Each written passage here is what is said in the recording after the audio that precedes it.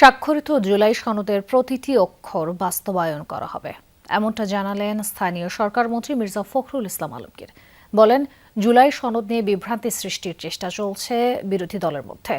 সকালে জাতীয় প্রেস ক্লাবে ঢাকা বিশ্ববিদ্যালয়ের সাবেক উপাচার্য প্রফেসর এমাজউদ্দিন আহমেদের ষষ্ঠ মৃত্যুবার্ষিকীর আলোচনা সভায় এই কথা বলেন তিনি।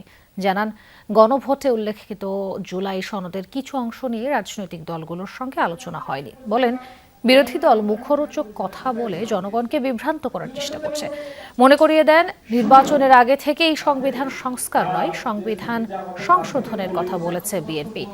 এ সময় মন্ত্রী বলেন, বিরোধী দল ক্ষমতায় যাওয়ার জন্য জুলাইকে ব্যবহার করতে চায়, কিন্তু জুলাইকে ক্ষমতায় যাওয়ার হাতিয়ার হিসেবে ব্যবহার করতে চায় না বিএনপি। আমরা বারবারই এই কথা বলে এসেছি এবং আমরা উই আর কমিটেড। আমরা 31 দফাতে যেমন কমিটেড, ঠিক তেমনিভাবে আমরা কমিটেড হচ্ছি জুলাই সনদে, কিন্তু সেটা আমরা যেভাবে চেয়েছি সেভাবে আমরা বলছি। এখানে সম্পূর্ণভাবে ভুল ব্যাখ্যা দেওয়া হচ্ছে যে আমরা জুলাই সনদ বাস্তবায়ন করতে চাই না। আমরা জুলাই সনদ বাস্তবায়ন প্রত্যেকটি অক্ষর আমরা পালন করব, এটা হচ্ছে আমাদের কমিটমেন্ট।